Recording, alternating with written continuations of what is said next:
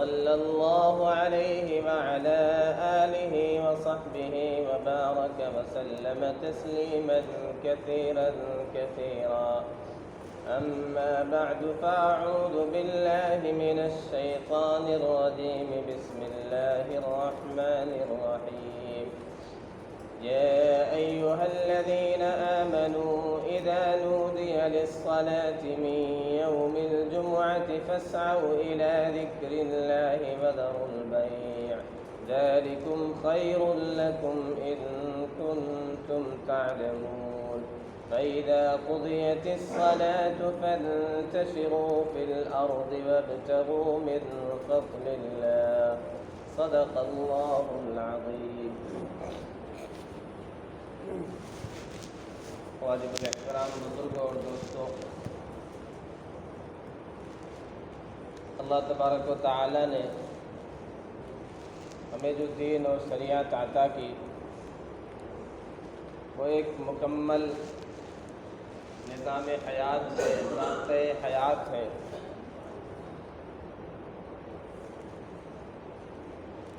اس دین میں جہاں عبادات کی رہنمائی ہے وہیں ہمارے معاملات کی طرف بھی رہنمائی کی گئی ہے۔ ہمیں زندگی کیسے گزارنا ہے اس حوالے سے بھی کافی اور شافی رہنمائی کی گئی ہے۔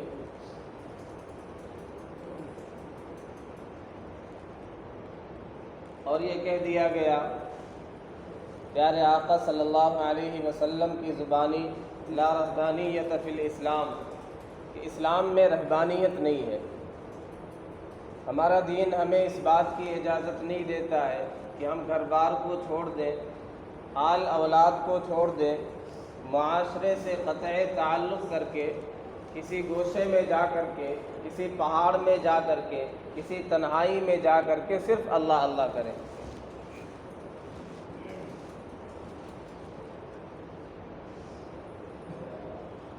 دراصل اعتدال اور توازن یہ کامیابی کی کنجی ہے۔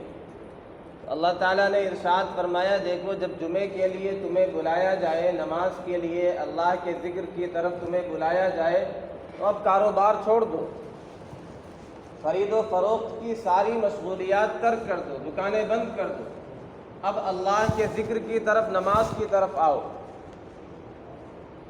تمہیں گاہک آتے نظر آئیں، تمہیں کسٹمر میں فائدہ نظر آ رہا ہو، تمہیں لگتا ہو کہ بہت زیادہ بکری ہو سکتی ہے، یہ ساری چیزیں تمہاری خام خیالی ہے۔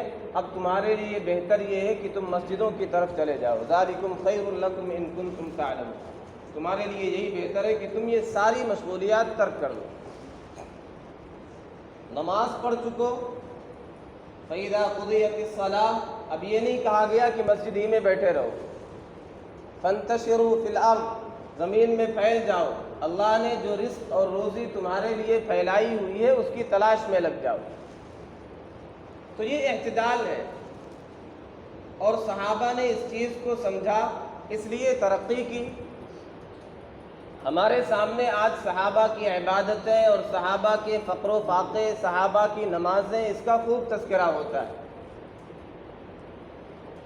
صحابہ کی تنگ دستی، ان کے فقر و افلاس کا، کہ ان کے پاس کھانے کے لیے نہیں ہوتا تھا، کپڑے بھی کسی کے پاس ایک ہے، کسی کے پاس دو ہیں، ایسے کپڑے ہوتے تھے۔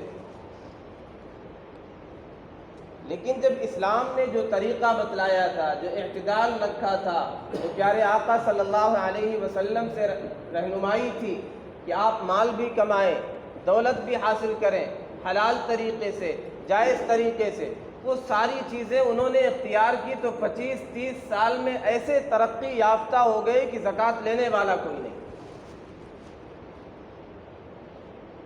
سیدنا عمر بن عبد العزیز رحمۃ اللہ علیہ کے دور میں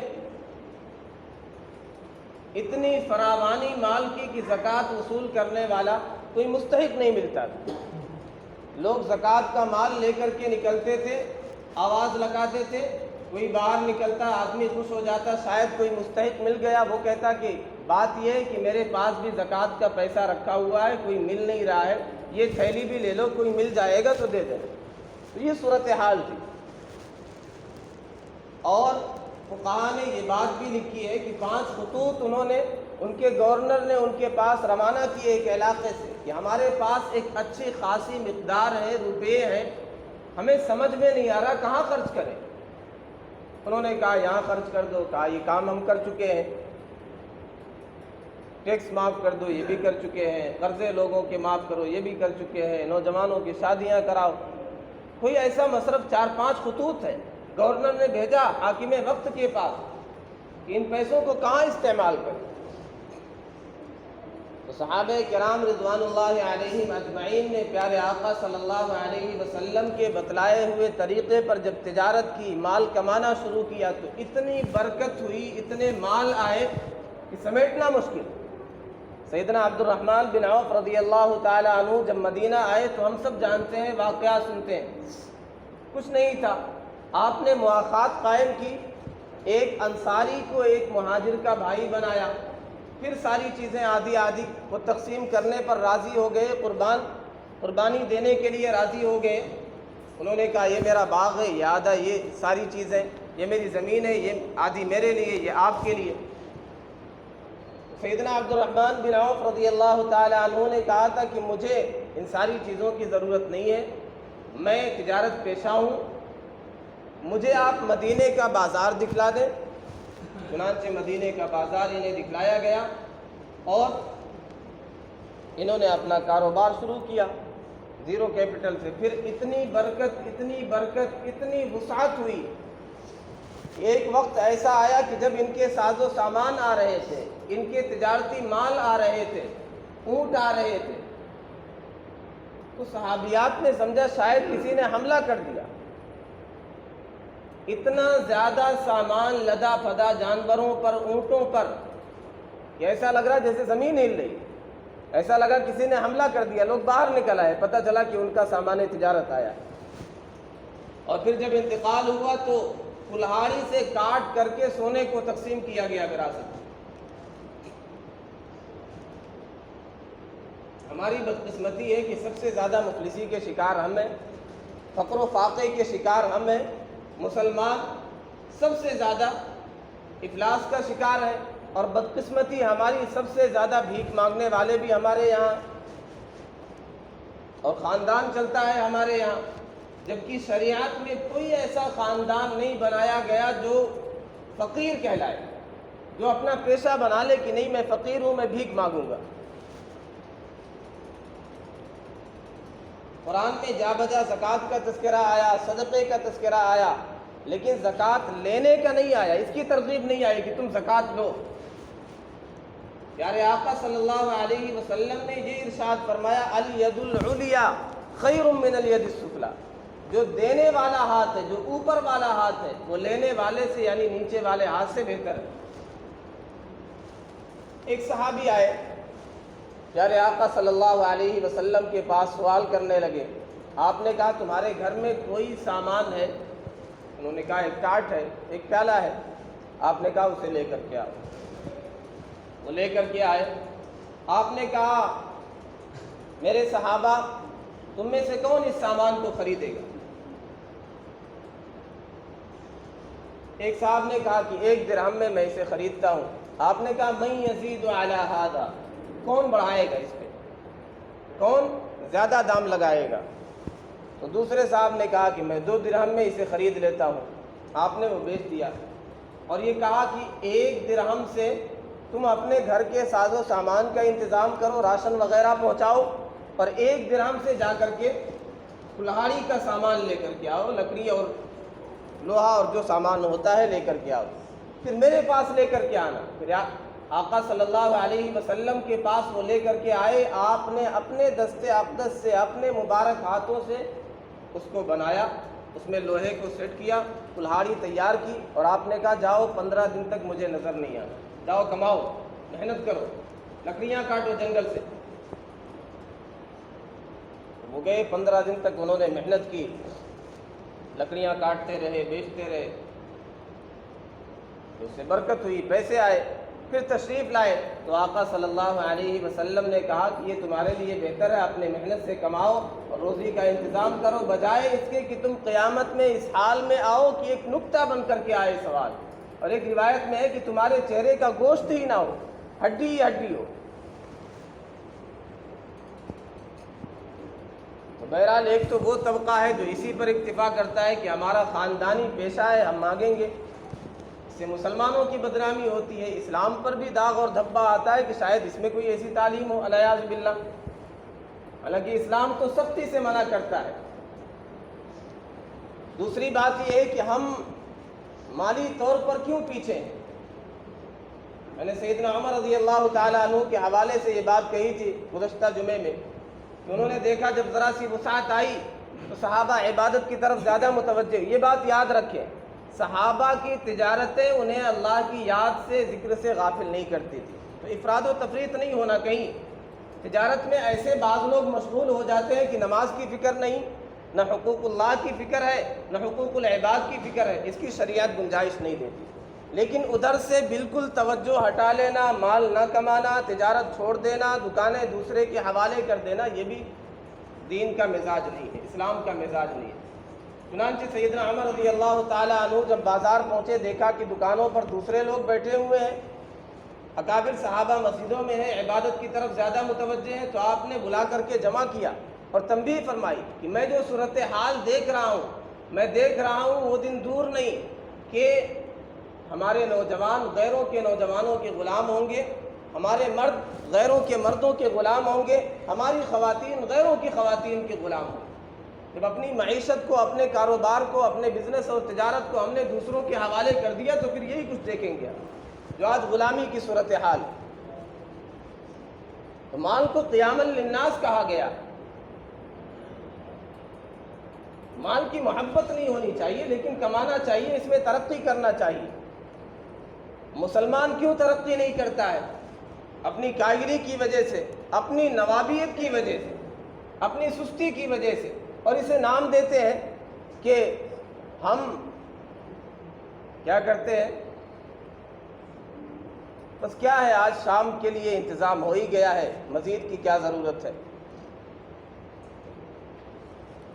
صحیح بخاری میں ایک روایت ہے سیدنا ایوب علیہ السلام کے حوالے سے، غسل کر رہے تھے، ٹڈیوں کی، سونے کی ٹڈیوں کی بارش ہونے لگی،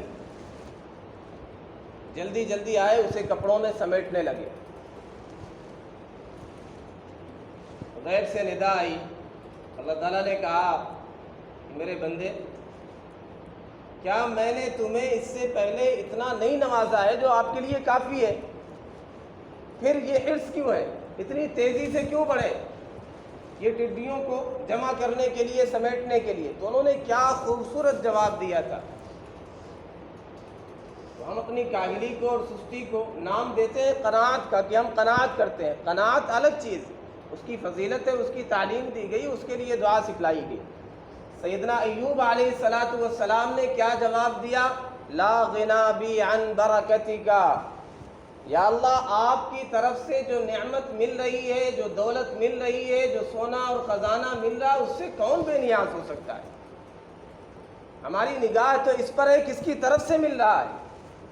تو اللہ تعالیٰ اگر مال دے رہے ہیں ذرا سی محنت کر کے، تو یہ کہہ کر کے کہ آج ایک سواری مل گئی لہذا اب ہم رکشہ نہیں چلائیں گے، بس بیٹھ جاتے ہیں، یہ اپنی کاہلی کو ذرا سا الگ رخ دیا جاتا ہے۔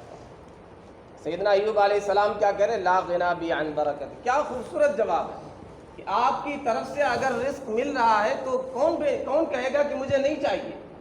یہ بات نہیں کہ حرص ہے، لالچ ہے، بات یہ ہے کہ آپ کی طرف سے یہ چیز مل رہی ہے۔ اور یہ بات یاد رکھیں، پیشہ کوئی غلط نہیں ہوتا ہے۔ آج یہ بھی ایک ٹرینڈ چلتا ہے، مسلمانوں کو بدنام کیا جاتا ہے، یہ پنچر بنانے والے ہیں، یہ ٹھیلے چلانے والے ہیں، یہ موچی ہیں۔ پیشہ کوئی غلط نہیں ہے، اگر حلال طریقے سے، جائز طریقے سے آدمی ٹھیلا چلاتا ہے، اپنی کمر پہ بوجھ لاد کر کے پیسہ کماتا ہے، اللہ کی نگاہ میں یہ محبوب اور پسندیدہ ہے۔ الکاسب حبیب اللہ، یہ اللہ کا محبوب اور پسندیدہ ہے۔ اپنے ہاتھ سے محنت کرنا، انبیاء کی سنت ہے، سیدنا داؤد علیہ السلام کی سنت ہے، اس میں کوئی عار محسوس نہ کرے، بجائے اس کے کہ آدمی کم وقت میں بغیر محنت کرے، ڈکیتی کرے، چوری کرے، زیادہ مال سمیٹے، حلال طریقے سے محنت کرے، اللہ کی نگاہ میں محبوب ہوگا۔ لیکن جو طریقہ ہے کام کرنے کا، محنت کرنے کا، اس طریقے سے محنت کرے تو انشاءاللہ مالی ترقی ہوگی، اور نوابیت کو کم کرے۔ یہ جو بادشاہت ہے ہمارے یہاں، ذرا سے پیسے کیا آنے لگے، اب وہ پارٹی شروع ہے نوجوانوں کی، اتنے نوجوان ان کو میں بذات خود جانتا ہوں، ہر دوسرے تیسرے دن وہ کوئی منت ڈھابا جاتا ہے، شام کا کھانا کھا لے، کوئی آبودانہ، ابھی تو لاک ڈاؤن چل رہا ہے، ابھی پتہ نہیں کیا، لیکن آدھے ایک سال پہلے کی صورتحال میں بتا رہا ہوں۔ چند ساتھیوں سے ملاقات ہوئی تو پتہ چلا کہ شام کا کھانا کھانے ہفتے میں 4-5 دن تو یہیں آتے۔ یہ فضول خرچی ہے۔ اس طریقے سے مسلمان مالی ترقی کیسے کر سکتے؟ ذرا سا پیسے کیا کمائے، ایک تنخواہ کیا ملی مہینے کی، تو اب کیا کرنا ہے، پارٹی پہ پارٹی، 2-4 دوستوں کو بلا لیا اور لایانی پیسے خرچ ہو رہے ہیں۔ آج فلاں ہوٹل پہ جانا ہے، آج فلاں جگہ جانا ہے، آج یہ پارٹی کرنی ہے، آج یہ اس جگہ پیسہ خرچ کرنا ہے۔ ہمیں اس بات کی تعلیم دی گئی کہ پیسہ ایسی جگہ خرچ کرے جہاں پروڈکٹیوٹی ہو، جو چیز منتج ہو، جس میں پیداوار ہو، جس میں ہمارے لیے نفع ہو۔ مسلمان کی کیا ترجیحات ہوتی ہیں؟ اسے پیسہ ملے گا، شاندار گھر بنائے گا۔ میں نے صحابہ کا تذکرہ کیا، صحابہ کے شاندار گھر کا تذکرہ نہیں آتا ہے، اتنے مال کا تذکرہ تو آ گیا کہ سونے کلہاڑی سے کاٹ کر کے بانٹے گئے۔ اور پیارے آقا صلی اللہ علیہ وسلم کے بارے میں آتا ہے، جب آپ کسی شاندار گھر کو دیکھتے تو کہتے تھے اللہم لا عیش الا عیش الآخرہ، عیش تو آخرت کا عیش ہے۔ اس پہ پیسہ خرچ کرنا اور انٹیریئر ڈیکوریشن پر لاکھوں لاکھ خرچ کر دینا، یہ کہاں کی عقل مندی؟ آج بھی جو عقل مند لوگ ہیں، جو مالی ترقی کر رہے ہیں، انہیں آپ دیکھیں گے کہ وہ بہت شاندار، بہت لگزریس، بہت آرام دہ، بہت زیادہ مضبوطی، ان سب کے چکر میں نہیں پڑتے گھر۔ ہاں وسعت ہونی چاہیے، ٹھیک سے رہنے کی جگہ ہونی چاہیے، ایسا نہ ہو کہ پاؤں پھیلاؤں تو دیوار میں سر لگتا ہے، یہ بھی کوئی اچھی چیز نہیں ہے۔ ہاں گھر میں کشادگی ہونی چاہیے، ذرا سی مضبوطی بھی ہونی چاہیے کہ بارش کی وجہ سے ٹوٹے نہیں، لیکن اتنا خرچ کرنا، اتنے پیسے لگانا، اتنے پلر لگانا، اتنی مضبوط بنیادیں بنانا کہ 400 سال تک وہ گرے ہی نہ، تو پھر اپنی ٹانگوں میں بھی ایسے سریے ڈال لینا چاہیے کہ ہم بھی 400 سال تک چلیں۔ اعتدال میں ہر چیز ہونی چاہیے۔ پھر ڈیکوریشن پہ کتنے پیسے خرچ کیے جاتے ہیں۔ مارکیٹ میں اور کمپنی میں سب سے مہنگی جو گاڑی آئے گی اس کا خریدار کوئی مسلمان ہوگا، 14 لاکھ کی کوئی بائک آئے گی تو مسلمان اس کا خریدار ہوگا۔ یہ ایسا ہوا ہے ایک شہر میں، ذرا سے پیسے کے آگے شادیوں پر کتنا خرچ کرتے ہیں، کتنی فضول خرچی ہوتی ہے۔ یہ وہ چیزیں جہاں سے پیسے برباد ہوتے ہیں، کیسے مسلمان مالی ترقی کرے گا؟ آمدن 50,000 ہے، خرچ 1 لاکھ کرے گا تو ہر مہینے 50,000 کا مقروض ہوتا چلا جائے گا۔ ہم شادی میں اپنے کارڈ پہ کیلکولیشن کر لیں کتنے پیسے خرچ ہو جاتے ہیں۔ کوئی 50 روپے کا بناتا ہے کارڈ، کوئی 100 روپے کا، کوئی 200 کا، کوئی 250 کا، اب وہ 500 لوگوں میں تقسیم ہوگا۔ اب شہر میں 400-500 شادیاں ہو رہی سال بھر میں، کتنے پیسے تو کارڈ پر چلے جاتے ہیں، اور کارڈ سے پہلے کتنے خرچے ہوتے ہیں، شادی اور رشتہ لگنے میں کتنے خرچے ہوتے ہیں، کتنے انتظامات ہیں، کتنے تکلفات ہیں، کتنی رسومات ہیں۔ اس طریقے سے مسلمان ترقی نہیں کرتا۔ تو ہمیں یہ اصول یاد رکھنا چاہیے کہ اپنے پیسے ان جگہوں پر لگائیں جہاں ہمارا دنیاوی فائدہ ہو یا اخروی فائدہ ہو۔ ایسی جگہوں پر پیسوں کو برباد نہ کریں، نہ لگائیں جہاں نہ دنیاوی فائدہ ہے، وہ ترقی نہیں ہو رہا، نہ اخروی کوئی فائدہ ہے۔ اور ہمیشہ یاد رکھیں کہ اپنے ماضی کو کبھی فراموش نہ کریں۔ یہ کوئی عار کی بات نہیں ہے۔ صحابہ نے اپنے ماضی کو فراموش نہیں کیا۔ اگر ماضی میں 20-25 سال پہلے ہم نے ٹھیلا چلایا ہے، ہمارے پاس قلت تھی، بہت تنگی تھی، پریشانی تھی، تو ان حالتوں کو کبھی بھولنا نہیں چاہیے۔ جب آدمی اسے یاد رکھتا ہے تو پھر یہ افراط و تفریط کا شکار نہیں ہوتا ہے۔ جب اسے بھول جاتا ہے تو ذرا سے پیسے آئے تو بالکل چمچماتی ہوئی کار، جیسے پیسے آئے تو یہی چیزیں کرے گا، بلا وجہ فضول خرچوں میں پیسے لگائے گا، فیشن پہ، نوابیت پہ پیسے خرچ کرے گا۔ جب ماضی یاد رہے گا تو پھر یہ ساری حرکتیں نہیں کرے گا۔ صحابہ اپنا ماضی ہمیشہ یاد رکھتے تھے۔ بے شمار واقعات بیان کروں تو اسی میں پورا وقت چلا جائے گا۔ ایک دو واقعہ، سیدنا ابو ہریرہ رضی اللہ تعالی عنہ، محمد ابن سیرین فرماتے ہیں کہ ہم ان کے پاس تھے، وعلیہ ثوبان ممشقان من کتان، کتان کے 2 کپڑے تھے، ایک میں ناک صاف کیا اور کہنے لگے بخن بخن یتمخط ابو ہریرہ فی کتان، ابو ہریرہ آج کتان میں، کاٹن کے کپڑے میں ناک صاف کر رہے ہیں۔ ایک وقت وہ تھا، ایسی تنگی تھی، ایسا فقر و فاقہ تھا کہ میں منبر رسول اور حجرہ عائشہ کے درمیان گرا ہوا ہوتا تھا، پڑا رہتا تھا غشی کھا کر کے۔ لوگ سمجھتے تھے کہ انہیں جنون ہے، مرگی ہے۔ وما بی الا الجوع، مجھے صرف بھوک کی وجہ سے میرے ساتھ یہ حالت ہوتی تھی، میں گر جاتا تھا۔ تو اپنا ماضی نہیں بھولے۔ سیدنا سعد بن وقاص رضی اللہ تعالی عنہ کہتے ہیں کہ ایک دور وہ تھا، انا سابع السبع، ہم نے نأکل ما نأکل الا ورق الشجر، ہم نے درختوں کے پتے کھائے۔ وإن أحدنا ليضع كما تضع الشاة والبعير، ہم درختوں کے پتے کھانے کی وجہ سے ہم جب قضائے حاجت کرتے تھے تو جیسے اونٹنیوں کی میگنیاں ہوا کرتی۔ اور فرماتے تھے ایک وقت یہ ہے کہ ہم میں سے وہ ساتھوں کہیں نہ کہیں کا گورنر ہے، امیر کسی نہ کسی علاقے کا، تو اپنا ماضی نہیں فراموش کر رہے۔ تو ہمیشہ اپنا ماضی یاد رکھے گا آدمی تو پھر آگے چل کر کے اگر وسعت ہوگی تو افراط و تفریط کا شکار نہیں ہوگا۔ اور قرآن یہ کہتا ہے وَلَا تَجْعَلْ يَدَكَ مَغْلُولَةً إِلَىٰ عُنُقِكَ وَلَا تَبْسُطْهَا كُلَّ الْبَسْطِ، دیکھو یاد رکھو، اپنے ہاتھ کو بہت زیادہ کھول نہ دو اور اسے بالکل سمیٹ نہ لو۔ تو آمدنی اور خرچ اس میں بھی توازن ہونا چاہیے۔ وقت ہو چکا ہے، انشاءاللہ اس حوالے سے اور تفصیلات اگلے جمعے میں آئیں گی۔ اللہ تبارک و تعالی ہمیں عقل سلیم عطا فرمائے۔ وآخر دعوانا الحمد للہ رب العالمین۔